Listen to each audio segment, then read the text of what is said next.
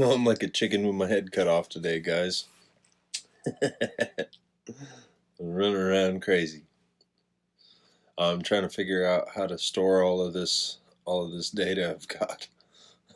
I've got probably about 30 something hours worth of video, 100 gigs worth of stuff, and I don't know what to do with it all. So I've deleted a bunch of stuff from my camera, and it's still around my phone there, and it's still like 3/4 of the way full, and I don't have any of the videos that I've saved in there, so I don't know where it all is, but oh well, it's growing pains.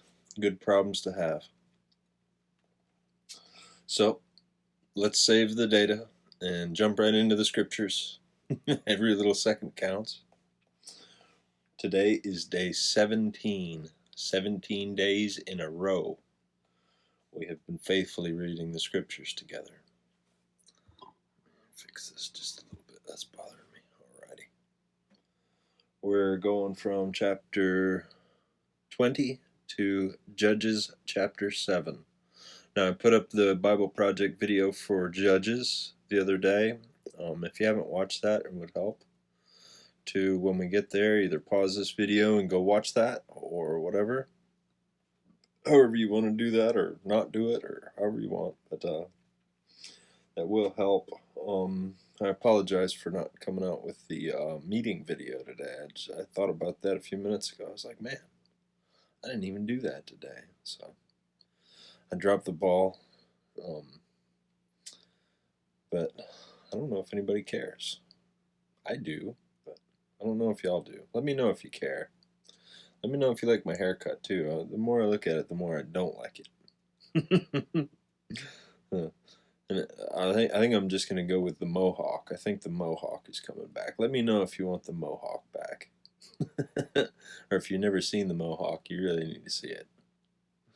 Oh well, maybe that's too much for a preacher, but I'm not a normal kind of a preacher. I'm not even really a preacher. Something else. God knows what I am. That's all that really matters. Alrighty. Judges chapter 20. Nope. Joshua chapter 20. Go into Judges chapter 7. Let's begin. Then the Lord said to Joshua, "Tell the Israelites to designate cities of refuge." Now we've talked about cities of refuge. Now they're actually happening. "As I instructed through Moses, so that anyone who kills a person accidentally and unintentionally may flee there and find protection from the avenger of blood. When they flee to one of these cities, they are to stand in the entrance to the city and state their case before the elders of that city. Then the elders are to admit the fugitive into their city and provide a place to live among them. If the avenger of blood comes in pursuit, the elders must not surrender the fugitive, because the fugitive killed their neighbor unintentionally and without malice aforethought. So they are to stay in that city until they have stood trial before the assembly, and until the death of the priest who is serving at that time. Then they may go back to their own home, in the town from which they fled. Verse 7. So they set apart Kadesh in Galilee, in the hill country of Naphtali, Shechem in the hill country of Ephraim, and Kiriath Arba, that is Hebron, in the hill country of Judah, east of the Jordan. On the other side of Jericho they designated Bezer in the wilderness, on the plateau in the tribe of Reuben, Ramoth in Gilead in the tribe of Gad, and Golan in Bashan in the tribe of Manasseh. Any of the Israelites or any foreigner residing among them who killed someone accidentally could flee to these designated cities and not be killed by the avenger of blood prior to standing trial before the assembly. Chapter 21. Now the family heads of the Levites approached Eleazar the priest, and Joshua son of Nun, and the heads of the other tribal families of Israel at Shiloh in Canaan, and said to them, "The Lord commanded through Moses that you give us towns to live in, with pasture lands for our livestock." So as the Lord commanded, the Israelites gave the Levites the following towns and pasture lands out of their own inheritance. The first lot came out of the Kohathites, according to their clans. The Levites, who were descendants of Aaron, the priest, were allotted 13 towns from the tribes of Judah, Simeon, and Benjamin. The rest of Kohath's descendants were allotted 10 towns from the clans of the tribes of Ephraim, Dan, and the half of Manasseh. Verse 6. The descendants of Gershon were allotted 13 towns from the clans of the tribes of Issachar, Asher, Naphtali, and the half-tribe of Manasseh in Bashan. The descendants of Merari, according to their clans, received 12 towns from the tribes of Reuben, Gad, and Zebulun. Verse 8. So the Israelites allotted to the Levites these towns and their pasture lands, as the Lord had commanded through Moses. Verse 9. From the tribes of Judah and Simeon they allowed the following towns by name. These towns were assigned to the descendants of Aaron, who were from the Kohathite clans of the Levites, because the first lot fell to them. They gave them Kirath Arba, that is Hebron, with its surrounding pasture land, in the hill country of Judah. Arba was the forefather of Anak, but the fields and villages around the city they had given to Caleb, son of Jephunneh, as his possession. Verse 13. So the descendants of Aaron, the priest, they gave Hebron, a city of refuge, for one accused of murder.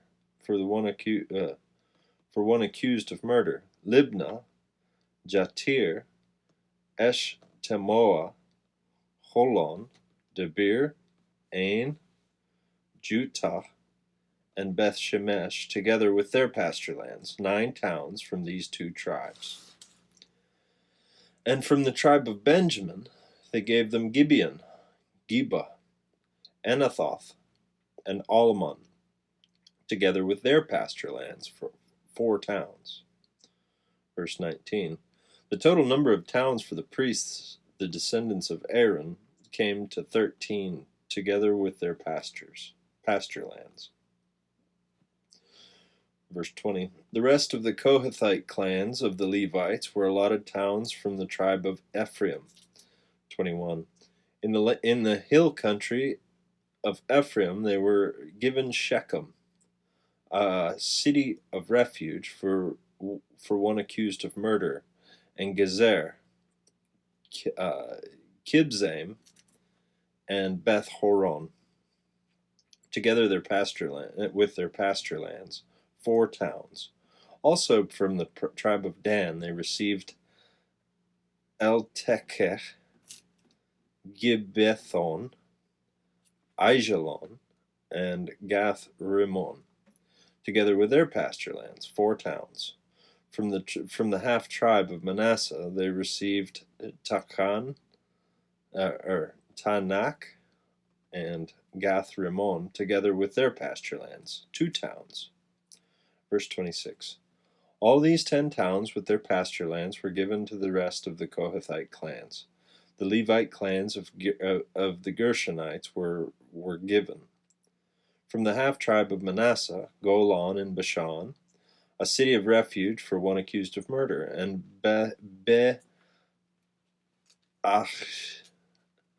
Ashterah, together with their pasture lands, 2 towns. From the tribe of Issachar, Kishon, Daberath, Jarmuth, and En-Ganim, together with their pasture lands, 4 towns. From the tribe of Asher, Mishal, Abdon, Helkath, and Rehob, together with their pasture lands, 4 towns.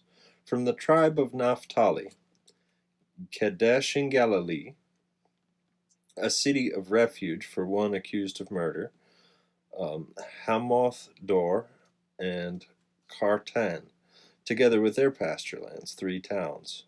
Verse 33. The total number of the towns of the Gershonite clans came to 13, together with their pasture lands. 34. The Merarite clans, the rest of the Levites, were given from the tribe of Zebulun, Jokneam, Kartah, Dimnah, and Nahalal, together with their pasture lands, 4 towns. From the tribe of Reuben, Bezer, Jahaz, Kedemoth, Mephaath, together with their pasture lands, 4 towns. From the tribe of Gad, Ramoth in Gilead, a city of refuge for one accused of murder, Mahanaim, Heshbon, and Jazer, together with their pasture lands, 4 towns in all. The total number of towns allotted to the Merarite clans, who were the rest of the Levites, came to 12. 41. The towns of the Levites in the territory held by the Israelites were 48 in all, together with their pasture lands. Each of these towns had pasture land surrounding it. This was true for all these towns. Verse 43. So the Lord gave Israel all the land he had sworn to give their ancestors, and they took possession of it and settled there.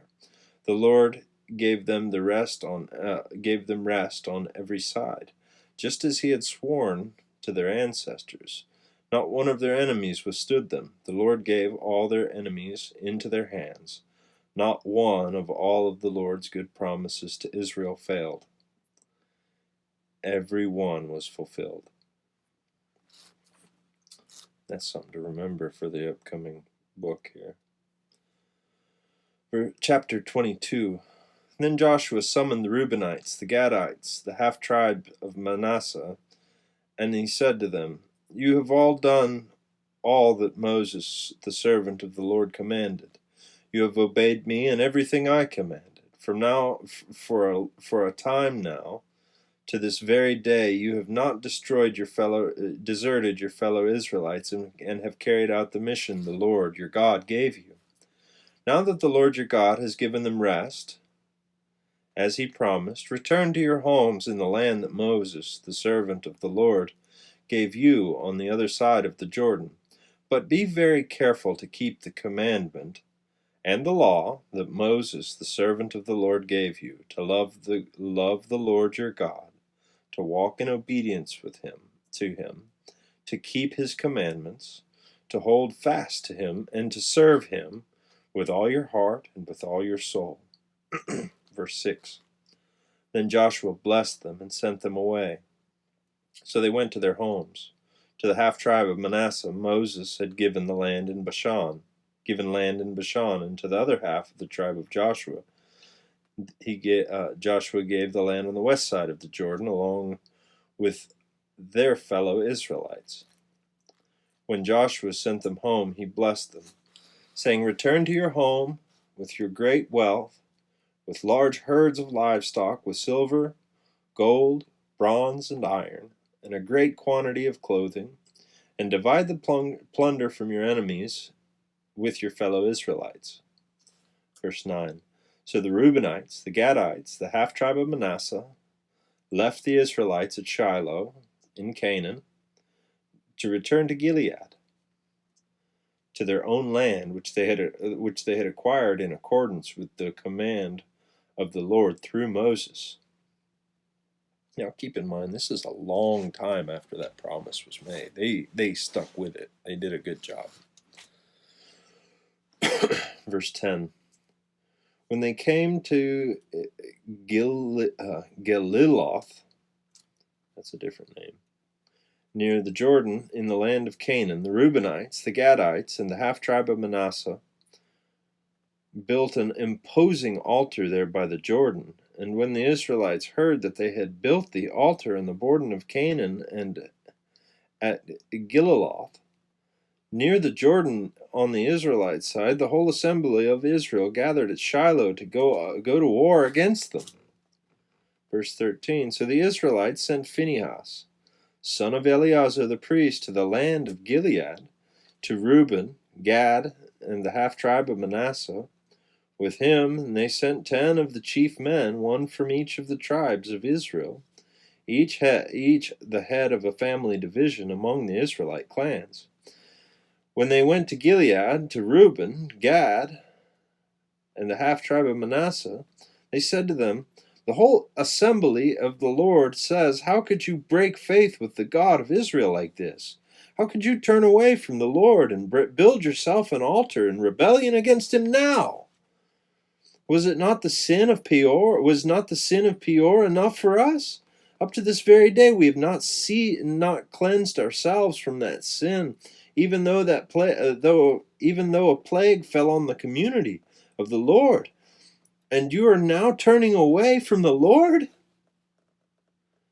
If you rebel against the Lord today, tomorrow he will be angry with the whole community of Israel.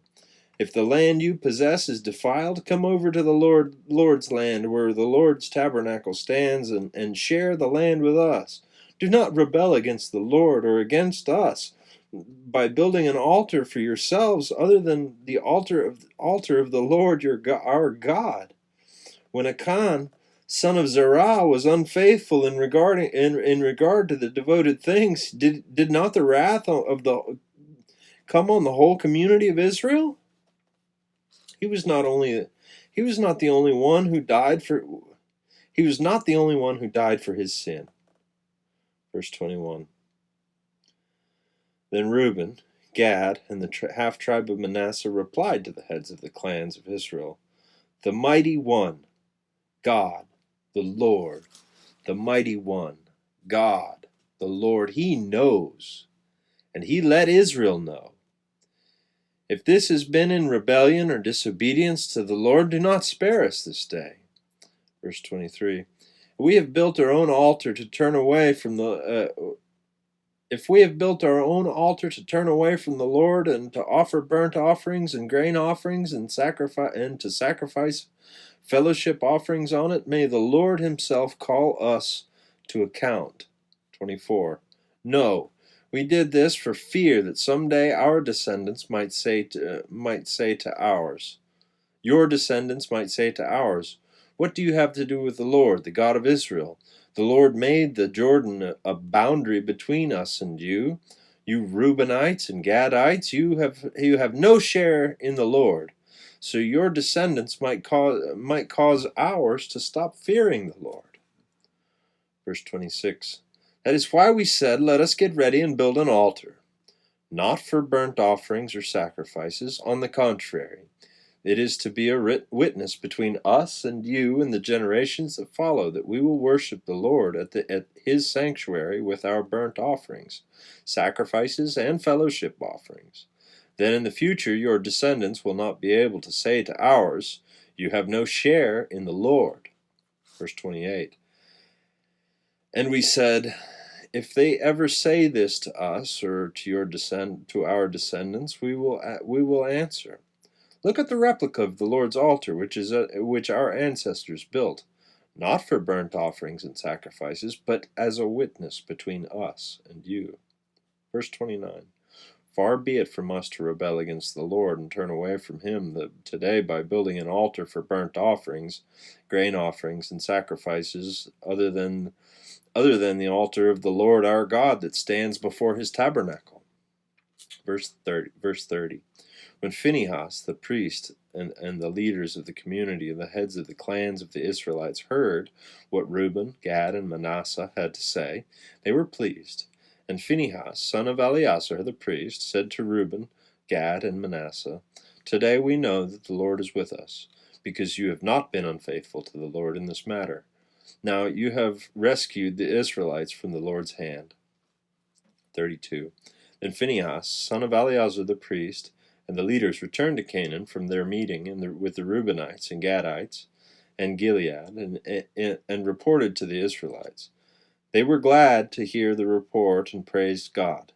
And they talked no more about going to war against them to devastate the country where the Reubenites and Gadites lived. And the Reubenites and the Gadites gave the altar this name: a witness between us, that the Lord is our God. Chapter 23. After a long time had passed, and the Lord had given Israel the rest from all their enemies around them, Joshua, by then a very old man, summoned all Israel, their elders, leaders, judges, and officials, and said to them, I am very old. You yourselves have seen everything the Lord your God has done to all these nations for your sake. It was the Lord your God who fought for you. Remember how I have allotted as an inheritance for your tribes all the land of the nations that remain, the nations I conquered, between the Jordan and the Mediterranean Sea in the west. The Lord your God himself will push them out for your sake. He will drive them out before you, and you will take possession of their land, as the Lord your God promised you. Verse 6. Be very strong, be careful to obey all that is written in the book of the law of Moses, without turning aside to the right or to the left. Do not associate with these nations that remain among you. Do not invoke the names of their gods or swear by them. You must not serve them or bow down to them, but you are to hold fast to the Lord your God, as you have until now. The Lord has driven out before you great and powerful nations. To this day no one has been able to withstand you. One of you routs 1,000, because the Lord your God fights for you, just as he promised. So be very careful to love the Lord your God. Verse 12. But if you turn away and ally yourselves with the survivors of these nations that remain among you, and you intermarry with them and associate with them, then you may be sure that the Lord your God will no longer drive out these nations before you. Instead, they will become snares and traps for you, whips on your backs and thorns in your eyes, until you perish from this good land which the Lord your God has given you. 14. Now, I am about to go the way of the earth, the way of all the earth. You know with all your heart and soul that not one of all the good promises the Lord your God gave you has failed. Every promise has been fulfilled. Not one has failed. But just as all the good things the Lord your God has promised you have come to you, so he will bring on to you all the evil things he has threatened, until the Lord your God has destroyed you from the land, from this good land he has given you. If you violate the covenant, the Lord your God, which he commanded you, and go and serve other gods and bow down to them, the Lord's anger will burn against you, and you will quickly perish from the good land he has given you. Chapter 24. Then Joshua assembled all the tribes of Israel at Shechem. He summoned all the elders and leaders, and judges and officials of Israel, and they presented themselves before God. Joshua said to all the people, This is what the Lord, the God of Israel, says. Long ago your ancestors, including Terah, the father of Abraham, Nahor, lived among beyond the Euphrates River and worshipped other gods. But I took your father Abraham from the land beyond the Euphrates and led him throughout Canaan and gave him many descendants. I gave him Isaac, and to Isaac I gave Jacob and Esau. I assigned the hill country of Seir to Esau, but Jacob and his family went down to Egypt. Verse 5. I sent Moses and Aaron, and I afflicted the Egyptians by what I did there, and I brought you out. When I brought your people out of Egypt, you came to the sea, and the Egyptians pursued them with chariots and horsemen, as far as the Red Sea. But they cried to the Lord for help, and he put darkness between you and the Egyptians, and he brought the sea over them and covered them. You saw them with your own eyes. You saw with your own eyes what I did to the Egyptians. Then you lived in the wilderness for a long time. I brought you to the land of the Amorites, who lived east of the Jordan. They fought against you, but I gave them into your hands. I destroyed them from before you, and I took possession of their land. When Balak, son of Zippor, the king of Moab, prepared to fight Israel, he sent for Balaam, son of Beor, to put a curse on you. But I would not listen to Balaam. So he blessed you again and again, and I delivered you out of his hand. Verse 11. Then you crossed the Jordan and came to Jericho. The citizens of Jericho fought against you, as did also the Amorites, Perizzites, Canaanites, Hittites, Girgashites, Hivites, and Jebusites. But I gave them into your hands. I sent the hornet ahead of you, which drove them out before you. Also 2 Amorite kings. You did not do it with your own sword and bow. So I gave you a land which you did not toil, and cities you did not build, and you live in them and eat from vineyards and olive groves that you did not plant. Verse 14. Now fear the Lord and serve him with all faithfulness. Throw away the gods of your ancestors, that your ancestors worshipped beyond the Euphrates River and in Egypt, and serve the Lord. But if serving the Lord seems undesirable to you, then choose for yourselves this day whom you will serve, whether the gods your ancestors served beyond the Euphrates, or the gods of the Amorites in the lands you are living. But as for me and my household, we will serve the Lord. Verse 16. Then the people answered, Far be it from us to forsake the Lord to serve other gods. It was the Lord, our God himself, who brought us and our parents up from Egypt, from that land of slavery, and performed the great signs before our eyes. He protected us from our entire journey and from among the nations throughout which he traveled, and the Lord drove out before us all the nations, including the Amorites who lived in the land. We too will serve the Lord, because he is our God. Verse 19. Joshua said to the people, You are not able to serve the Lord your God. He is a holy God. He is jealous God. He will not forgive your rebellion and your sins.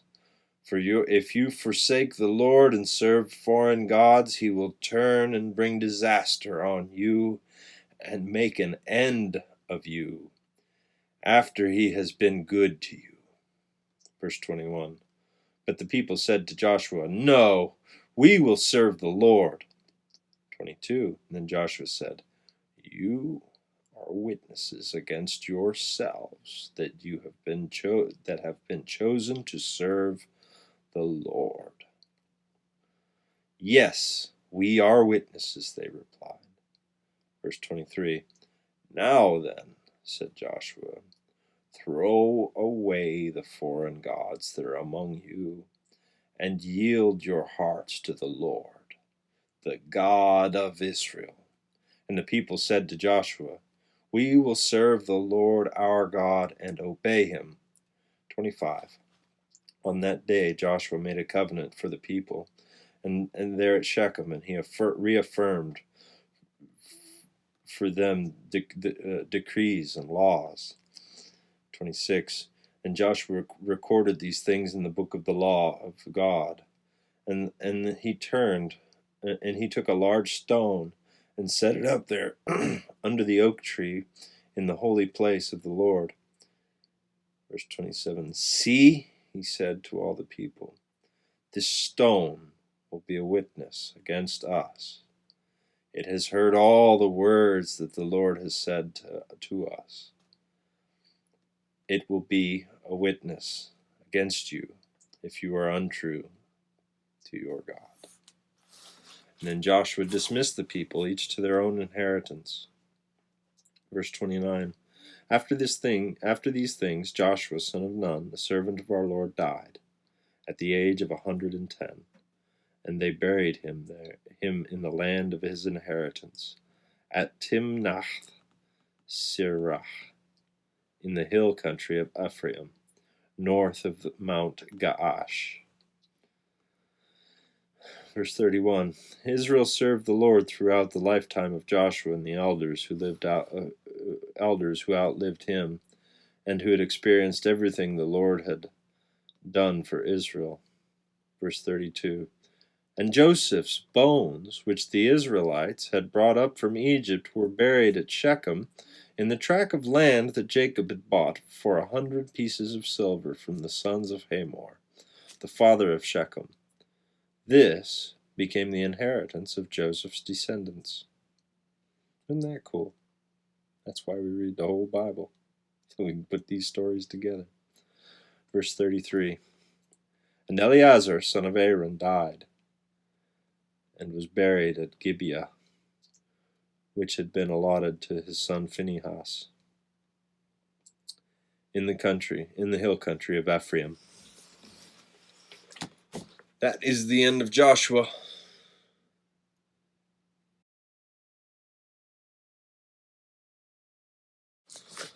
Judges, I think the best way to summarize Judges in one sentence would be to say that Judges is a book of human nature. It's a book that shows what we are when we do what's right in our own eyes, and that's the theme of Judges. And that theme really is repeated towards the end of it.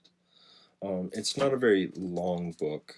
One thing I wanted to tell you quickly is that we're going through the Bible at a pretty fast pace, but it kind of gets you familiar.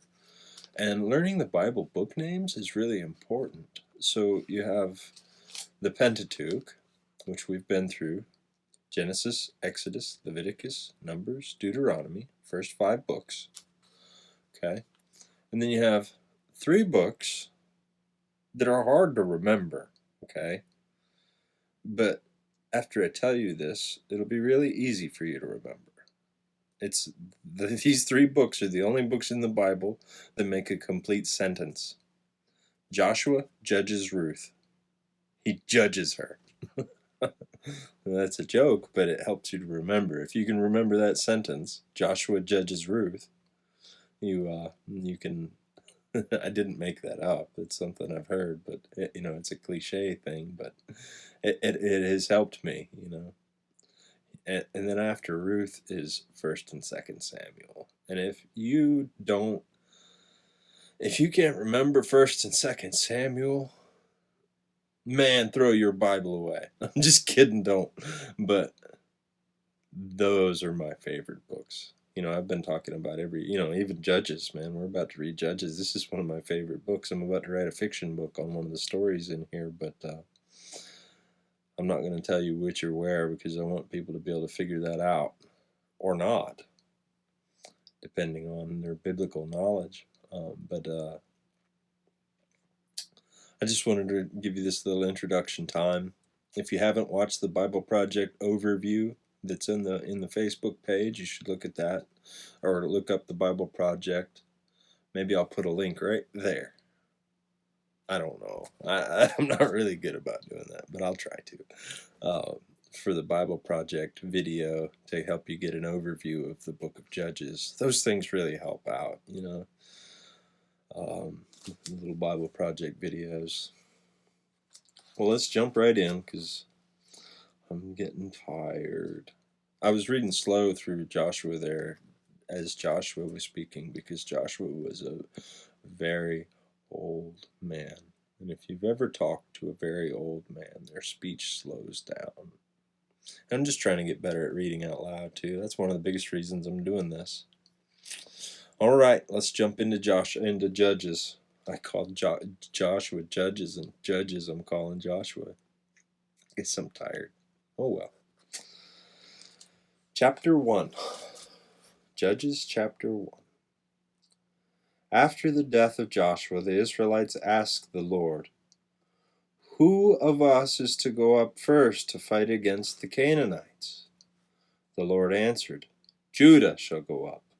I have given the land into their hands." The men of Judah then said to the Shimeites, their fellow Israelites, "Come up with us into the territory allotted to us to fight against the Canaanites. We will in turn go with you into yours. So the Simeonites went with them. When Judah attacked, the Lord gave the Canaanites and Perizzites into their hands, and they struck down 10,000 men at Bezek. Verse 5. It was there that they found Adoni-Bezek and fought against him, putting to rout the Canaanites and Perizzites, and Adoni-Bezek fled. But they chased him and caught him and cut off his thumbs and big toes. Verse 7. Then Adoni-Bezek said, 70 kings with their thumbs and big toes cut off have picked up the scraps under my table. Now God has paid me back for what I did to them. They brought him to Jerusalem, and he died there. Verse 8. The men of Judah attacked Jerusalem also and took it. They put the city to the sword and set it on fire. After that, Judah went down to fight against the Canaanites living in the hill country of the Negev and the western foothills, and they advanced against the Canaanites living in Hebron, formerly called Kiriath Arba, and defeated Shishai, Achimain, and Talmai. From there they advanced against the people living in Debir, formerly called Kiriath Sefer. Verse 12. And Caleb said, I will give you my daughter Aksah in marriage to the man who attacks and captures Kiriath Sefer. Othniel, son of Kenaz, Caleb's younger brother, took it. So Caleb gave his daughter Aksah to him in marriage. Verse 14. One day, when she came to Othniel, she urged him to ask her father for a field, and when she got off her donkey, Caleb asked her, What can I do for you? She replied, Do me a special favor, since you have given me the land in the Negev. Give me also springs of water. So Caleb gave her the upper and lower springs. 16. The descendants of Moses, the father-in-law, the Kenite, went up from the city of palms with the people of Judah to live among the inhabitants of the desert of Judah in the Negev near Arad. The men from Judah went with them with the Simeonites, their fellow Israelites, and attacked the Canaanites living in Sephath, and they totally destroyed the city. Therefore it was called Hormah. Judah also took Gaza, Ashkelon, and Ekron, with each city with its territory. Verse 19. The Lord was with the men of Judah. They took possession of the hill country, but they were unable to drive out the people from the plains, because they had chariots fitted with iron, as Moses had promised. Hebron was given to Caleb, who drove from it the three sons of Anak. The Benjamites, however, did not drive out the Jebusites who were living in Jerusalem. To this day the Jebusites live there with the Benjamites. Verse 22. This is kind of a recap of some of the stuff we covered in Joshua. Verse 22. Now the tribes of Joseph attacked Bethel, and the Lord was with them, and they sent men to spy out Bethel, formerly called Luz. The spies saw a man coming out of the city, and said to him, "Show us how to get into the city, and we will see that you are treated well." So he followed them, and they put the city to the sword, but spared the man and his whole family. Then he went into the land of the Hittites, where he built a city and called it Luz, which is its name to this day. Verse 27. But Manasseh did not drive out the people of Bethshan, or Ta'anak, or Dor, or Iblim, or Megiddo, and their surrounding settlements, for the Canaanites were determined to live in the land. When Israel became strong, they pressed the Canaanites into forced labor, but never drove them out completely. Nor did Ephraim drive out the Canaanites living in Gezer, but the Canaanites continued to live there among them. Neither did Zebulun drive out the Canaanites living in Kitron, or Nahalal. So these Canaanites lived among them. But Zebulun did subject them to forced labor. Nor did Asher drive out those living in Akko, or Sidon, or Ahlab, or Agzib, or Helbach, or Aphek, or Rehob. As the Asherites lived among the Canaanite inhabitants of the land, because they did not drive them out.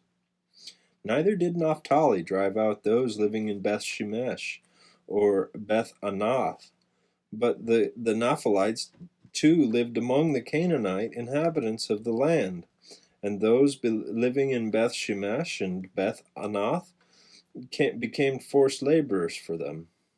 And the Amorites confined the Danites to the hill country, not allowing them to come down into the plain. And the Amorites were determined also to hold out in Mount Heres, Ajalon, and Sha'albim. But when the power of the tribes of Joseph had increased, they too were pressed into forced labor.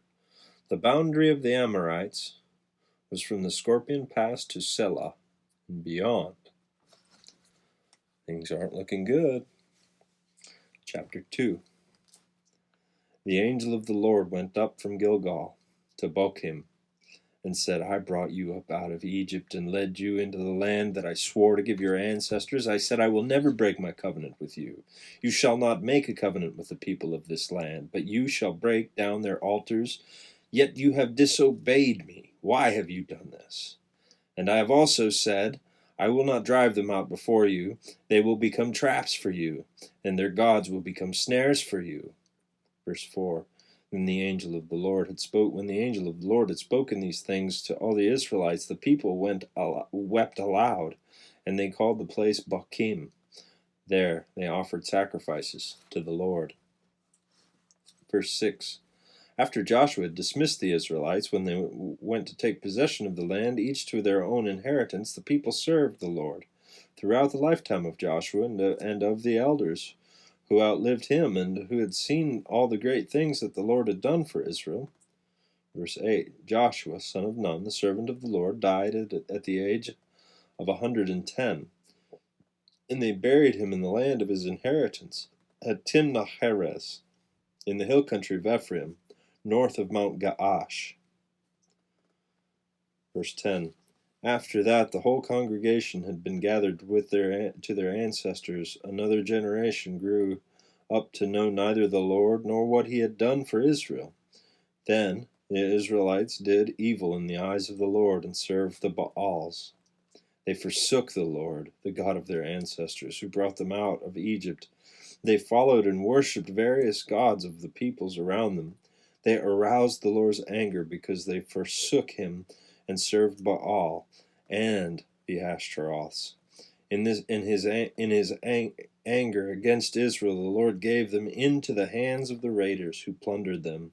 He sold them into the hands of their enemies all around, who were no longer able to resist, whom they were no longer able to resist.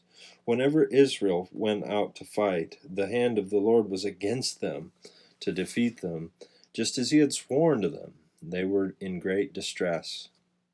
16. Then the Lord raised up judges, who saved them out of the hands of these raiders. Yet they would not listen to their judges, but prostituted themselves to other gods and worshipped them. Then quickly turned from the ways of their ancestors who had been obedient to the Lord's commands. Whenever the Lord raised up a judge for them, he was with the judge, and saved them out of the hands of their enemies, as long as the judge lived. For the Lord relented because of their groaning under those who oppressed and afflicted them.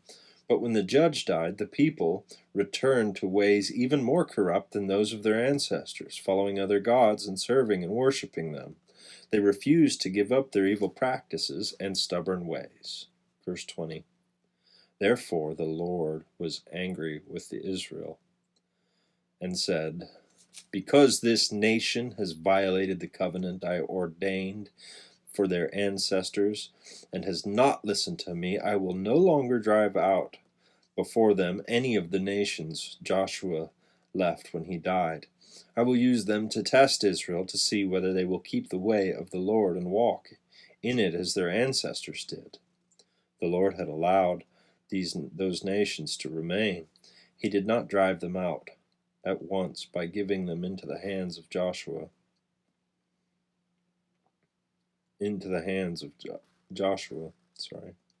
Chapter 3. These are the nations that the Lord left to test those Israelites who had not experienced any of the wars in Canaan. He did this only to teach warfare to the descendants of the Israelites who had not had previous battle experiences. The 5 rulers of the Philistines, all the Canaanites, the Sidonians, the Hivites, living in the Lebanon mountains, from Mount Baal Hermon to Lebo Hamath, they were left to test the Israelites to see whether they would obey the Lord's commands, which he had given their ancestors through Moses.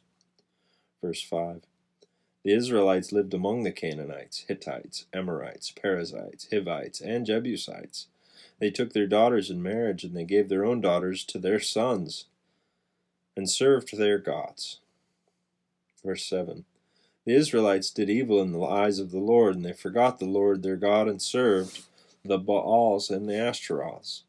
The anger of the Lord burned against Israel, so that he sold them into the hands of the Cushan Rishathaim king, south of Aram Naharaim,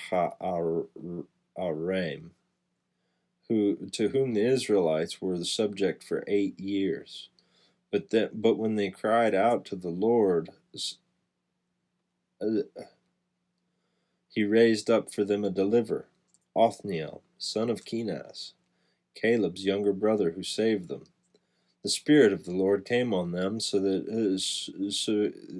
he became Israel's judge, and went to war. The Lord gave Cushan Rishathaim, king of Aram, to the hands of Othniel, who overpowered them, so the land had peace for 40 years, until Othniel, son of Kenaz, died. Verse 12. Again, the Israelites did evil in the eyes of the Lord. Because they did this evil, the Lord gave Elgon, king of Moab, power over Israel. Getting the Ammonites and the Amalekites to join him, Elgon came and attacked Israel, and they took possession of the city of palms. The Israelites were subject to Elgon, king of Moab, for 18 years. Eglon, not Elgon. Sorry. Verse 15. Again, the Israelites cried out to the Lord, and he gave them a deliverer, Ehud, a left-handed man, the son of Gera, the Benjamite. The Israelites sent him with tribute to Eglon, king of Moab. Now Ehud had made a double-edged sword about a cubit long, which he strapped to his right thigh under his clothing. He presented the tribute to Eglon, king of Moab, who was a very fat man. After Ehud had presented the tribute, he sent on their way those who had carried it. But on reaching the stone images near Gilgal, he himself went back to Eglon and said, Your Majesty, I have a secret message for you.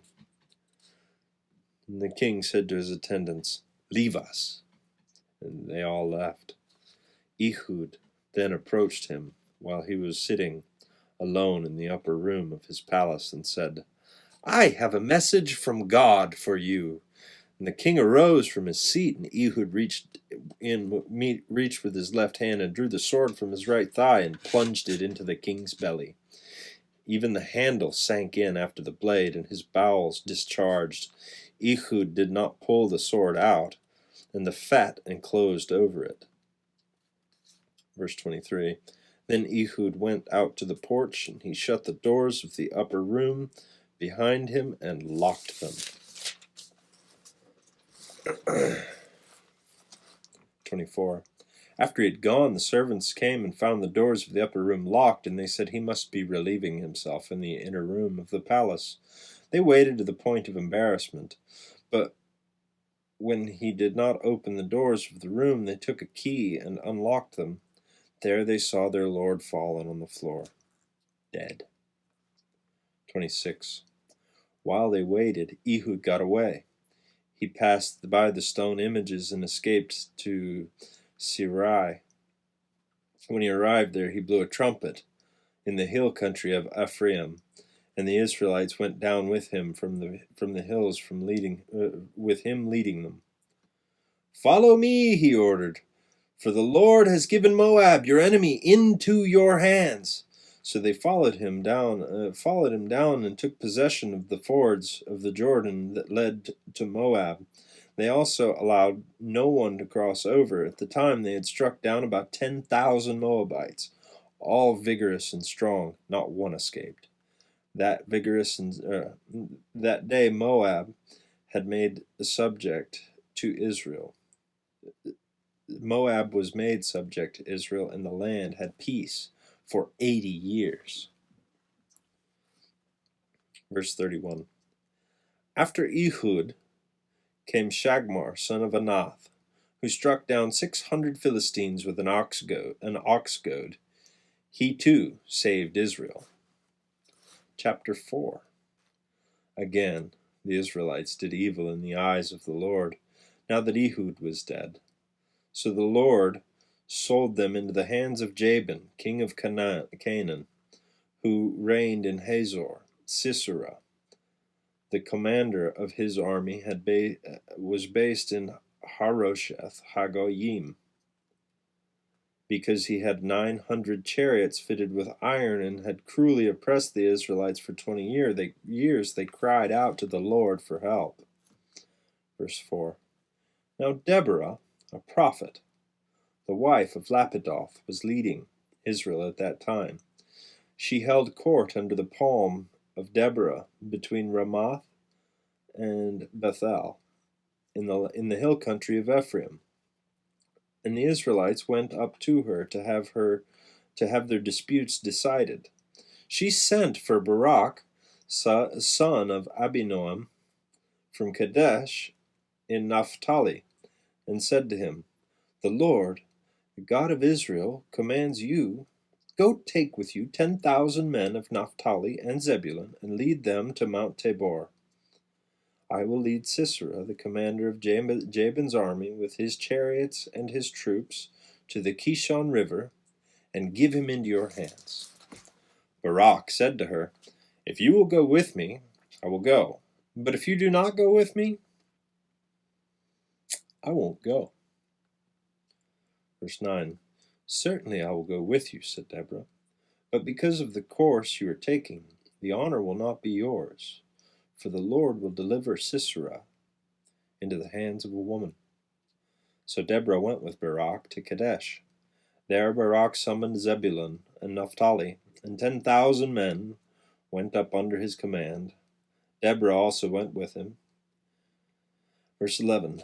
Now Heber the Kenite had left the other Kenites, the descendants of Hobab, Moses' brother-in-law, and pitched his tent by the great tree of Zaananim near Kadesh.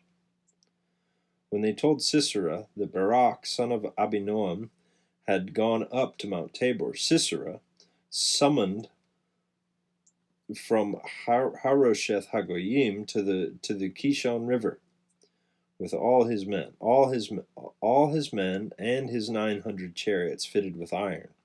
Verse 14.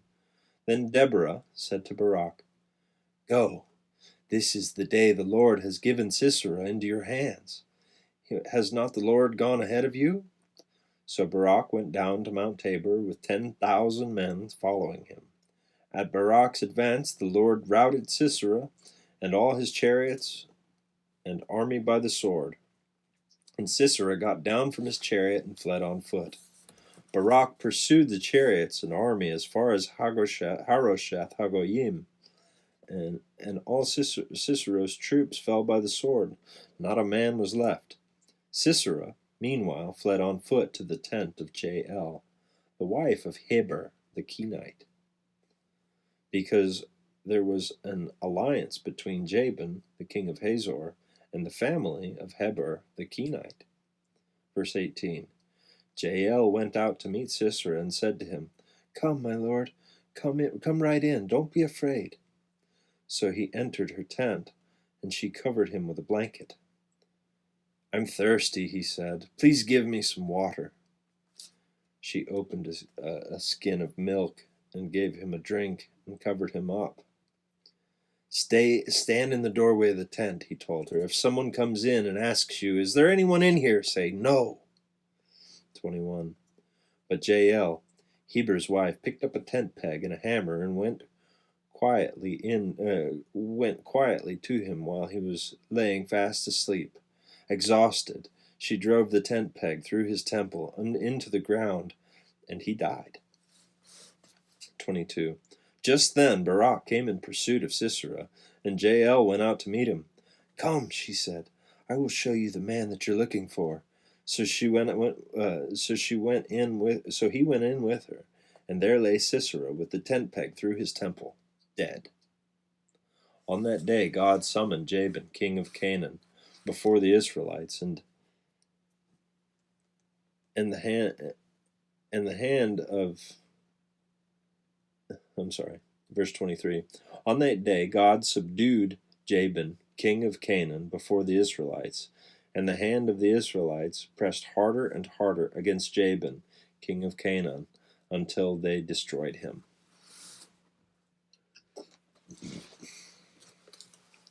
Chapter 5. On that day Deborah and Barak, son of Abinoam, sang this song. When the princes in Israel take the lead, when the people willingly offer themselves, praise the Lord. Hear this, you kings, listen, you rulers. Even I will sing to the Lord. I will praise the Lord, the God of Israel, in song. When you, Lord, went out from Seir, when you marched from the land of Edom, the earth shook. The heavens poured, the clouds poured down water. The mountains quaked before the Lord on the one of Sinai, before the Lord, the God of Israel. In the hands of Shamgar, son of Anath, in the days of Jael, the highways were abandoned. Travelers took to winding paths. Villagers in Israel would not fight. They held back until I, Deborah, arose. Until I arose, a mother in Israel. God chose new leaders. When war came to the city gates, not a shield or spear was seen among 40,000 in Israel. Verse 9, my heart is with Israel's princes, with the willing volunteers among the people. Praise the Lord. Verse 10, so you who ride on white donkeys, sitting on your saddle blankets, and you who walk along the road, consider the voice of the singers at the watering places. They recite the victories of the Lord, the victories of his villagers in Israel. Then the people of the Lord went down to the city gates. Wake up, Deborah! Wake up, wake up! Break out in song! Arise, Barak! Take captive your captives, son of Abinoam! Verse 13, the remnant of the nobles came down, and the people of the Lord came down to me against the mighty. Some came from Ephraim, whose roots were in Amalek. Benjamin was with the people who followed you. From Machir, captains came down. From Zebulun, those who bear a commander's staff. The princes of Issachar were with Deborah. Yes, Issachar was with Barak. Sent under his command into the valley, into the districts of Reuben. In the districts of Reuben, there was much searching of heart. Why did you stay among the sheep pens to hear the whistling for the flocks? In the districts of Reuben, there was much searching of heart. Gilead stayed beyond the Jordan, and Dan, why did he linger by the ships? Asher remained on the coast and stayed in his coves. The people of Zebulun risked their very lives. So did Naphtali with the terraced fields. Kings came, they fought. The kings of Canaan fought. At Ta'anak, by the waters of Megiddo, they took no plunder of silver. From the heavens the stars fought. From their courses they fought against Sisera. For the river Kishon swept them away. The age-old river, the river Kishon. March on, my soul, be strong.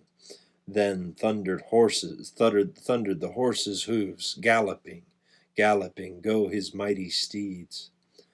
Curse Meroz, said the angel of the Lord, curse its people bitterly, because they did not come to help the Lord against the mighty. Most blessed woman of Bjael, the wife of Heber the Kenite, most blessed of the tent-dwelling women. He asked for water, and she gave him milk in a bowl. For nobles she brought him curdled milk. Her hand reached for the tent peg, her mighty hand for the workman's hammer. She struck Sisera, and she crushed his head. He shattered and pierced his temple. At her feet he sank. He fell. There he lay. As her feet he sank.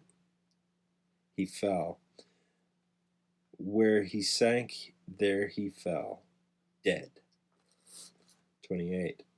Through the window appeared Sisera's mother. Behind the lattice she cried out, why is his chariot so long in coming? Why is the clatter of his chariots delayed? The wisest of her ladies answer her. Indeed, she keeps saying to herself, are they not finding in dividing the spoils? A woman or two for each man. colorful garments as plunder for Sisera, colorful garments embroidered, highly embroidered garments for my neck. All this is plunder? So may all your enemies perish, Lord, but may all who love you be like the sun when it rises in its strength. Then the land had peace for 40 years. Chapter 6. The Israelites did evil in the sight of the Lord, and for 7 years he gave them into the hands of the Midianites. Because the power of Midian was so oppressive, the Israelites prepared shelters for themselves in mountain clefts, caves, and strongholds. Whenever the Israelites planted their crops, the Midianites, Amalekites, and other eastern peoples invaded the country, and they camped on the land, and ruined the crops, all the way to Gaza, and did not spare a living thing for Israel, neither sheep, nor cattle, nor donkeys. They came up with their livestock and their tents, and like swarms of locusts. It was impossible to count them or their camels. They invaded the land to ravage it. So Midian so impoverished the Israelites that they cried out to the Lord for help. Verse 7. When the Israelites cried out to the Lord because of Midian, he sent them a prophet who said, "This is what the Lord, the God of Israel, says. I brought you out of Egypt, out of the land of slavery. I rescued you from the hand of the Egyptians, and I delivered you from the hand of your oppressors. I drove them out before you and gave you their land. I said to you, I am the Lord your God. Do not worship the gods of the Amorites, in whose land you live, but you have not listened to me." Verse 11. The angel of the Lord came and sat down under the oak in Ophrah that belonged to Joash the Abizerite, where his son Gideon was threshing the wheat in a winepress to keep it from the Midianites. When the angel of the Lord appeared to Gideon, he said, "The Lord is with you, mighty warrior." Verse 13.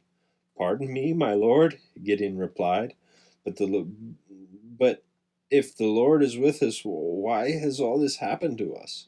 Where is all his wonders that our ancestors told us about when they said, did not the Lord bring us up out of Egypt? But now the Lord has abandoned us and given us into the hand of Midian." Verse 14. The Lord turned to him and said, "Go in the strength you have and save Israel out of Midian's hand. Am I not sending you?" Pardon me, my Lord," Gideon replied, "but how can I save Israel? My clan is the weakest in Manasseh, and I am the least in my family." 16. The Lord answered, "I will be with you, and you will strike down all the Midianites, leaving none alive." Gideon replied, If now I have found favor in your eyes, give me a sign that it's really you talking to me. Please do not go away until I come back and bring my offering and set it before you." And the Lord said, "I will wait until you return." Gideon went inside and prepared a young goat from an ephah of flour, and he made bread without yeast, putting the meat in a basket and its broth in a pot, and he brought them out to the offering before him to give him under the oak. The angel of God said to him, "Take the meat and the unleavened bread and place them on this rock. Pour out the broth." And Gideon did so. And the angel of the Lord touched the meat and the unleavened bread with the tip of the staff that was in his hand. Fire flamed from the rock and consumed the meat and the bread, and the angel of the Lord disappeared. When Gideon realized that it was the angel of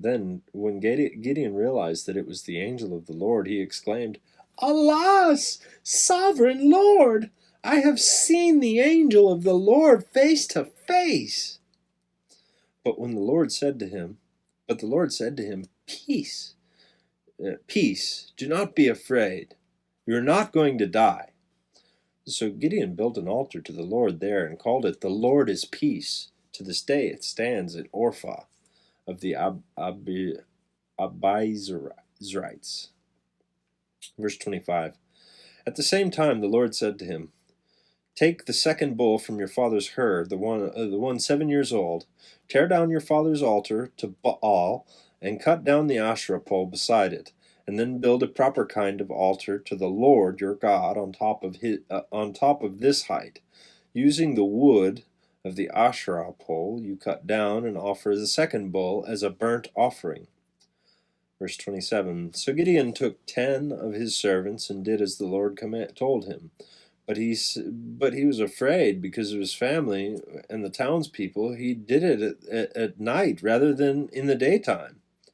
Verse 28.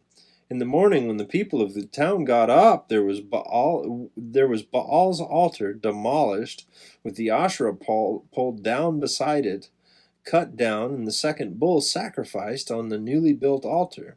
They asked each other, Who did this? When they carefully investigated, they were told, Gideon, son of Joash, did it. The people of the town demanded of Joash, Bring your son, he must die because he has broken the Baal's altar and cut down the Asherah pole beside it. But Joash replied to the hostile crowd around him, Are you going to plead Baal's cause? Are you trying to save him? Whoever fights for him shall be put to death by morning. If Baal is really God, he can defend himself when he comes and breaks down when someone comes and breaks down his altar. So because Gideon broke down Baal's altar, they gave him the name Jerub-Baal that day, saying, Let Baal contend with him. Now all the Midianites and Amalekites and other eastern peoples joined forces and crossed over the Jordan and camped in the valley of Jezreel. Then the Spirit of the Lord came on Gideon, and he blew a trumpet, summoning the Abiezrites to follow him. He sent messengers throughout Manasseh, calling them to arms, and he also into Asher, Zebulun, and Naphtali, so that they too went up to meet them. Gideon said to God, If you will save Israel by my hand as you have promised, look, I will place a wool fleece on the threshing floor. If there is dew only on the fleece and all the ground is dry, then I will know that you will save Israel by my hand, as you said. And that is what happened. Gideon rose early the next day, and he squeezed the fleece and wrung out the dew, a bowl full of water. Verse 39. Then Gideon said to God, Do not be angry with me. Let me make just one more request. Allow me one more test with the fleece. But this time, make the fleece dry and the ground be covered with dew. That night God did so. Only the fleece was dry. All the ground was covered with dew. Chapter 7. Early in the morning, Jerubbaal, that is, Gideon, and all his men camped at the spring of Harod. The camp of Midian was north of them in the valley near the hill of Moreh. The Lord said to Gideon, You have too many men. I cannot deliver Midian into their hands, or Israel would boast against me. My own strength has saved me. Now announce to the army, anyone who trembles with fear may turn back and leave Mount Gilead. So 22,000 men left, while the 10,000 remained. But the Lord said to Gideon, There are still too many men left. Too many men. Take them down to the water, and I will thin them out for you there. If I say, This one shall go with you, he shall go. But if I say, This one shall not go with you, then he shall not go.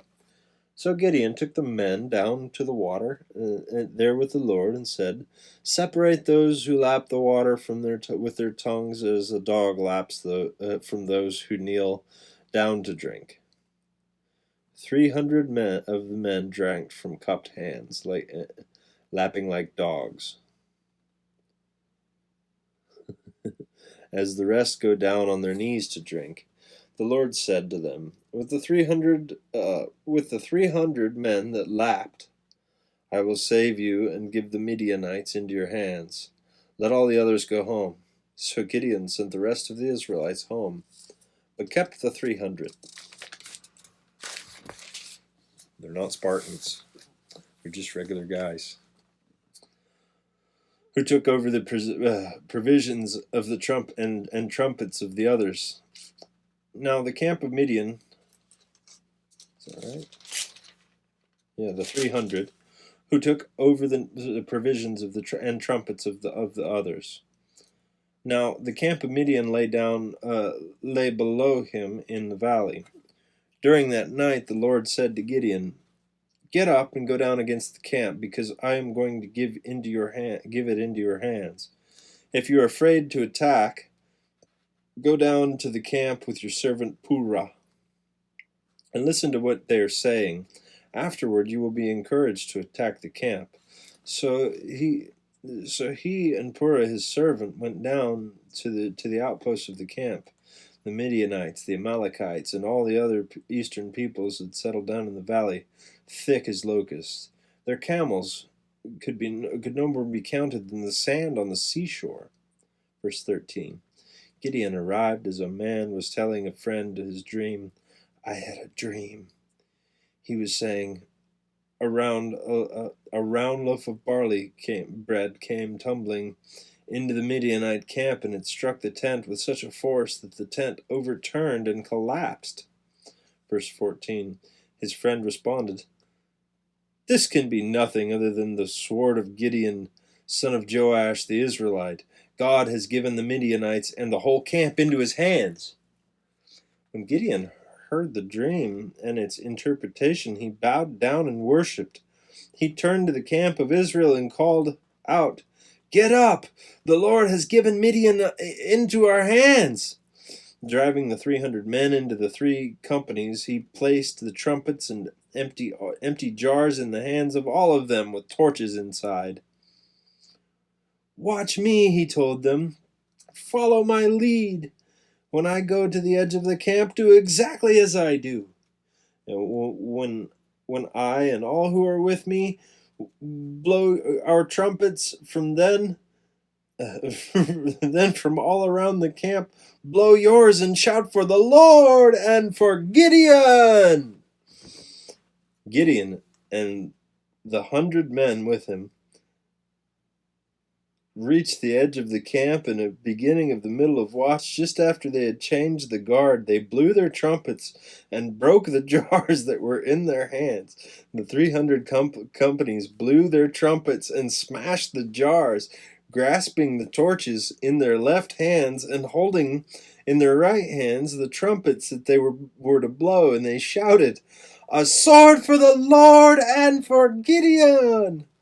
While each man held his position around the camp, all the Midianites ran, crying out as they fled.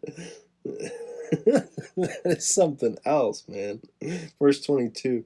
Then the 300 men, trumpets sounded, and the Lord caused the men throughout the camp to turn on each other with their swords. Are you hearing this? The army fled to Beth Shittah, towards Zerah, as far as the border of Abel Micholah, near Tabath. The Israelites from Naphtali, Asher, and all Manasseh were called out, and they pursued the Midianites. Gideon had sent messengers throughout all the hill country of Ephraim, saying, "Come down against the Midianites and seize the waters of the Jordan ahead of them, as far as Beth Barah." So all the men of Ephraim were called out, and they seized the waters of the Jordan as far as Beth Barah. They captured 2 of the Midianite leaders, Oreb and Zeb. They killed Oreb out at the rock of Oreb, and Zeb at the winepress of Zeb. They pursued the Midianites and brought out the heads of Oreb and Zeb to Gideon, who was by the Jordan. That is hilarious. They beat him with trumpets and glass and clay jars. They just broke their jars and blew their trumpets, and they killed each other. That's awesome. Oh my goodness.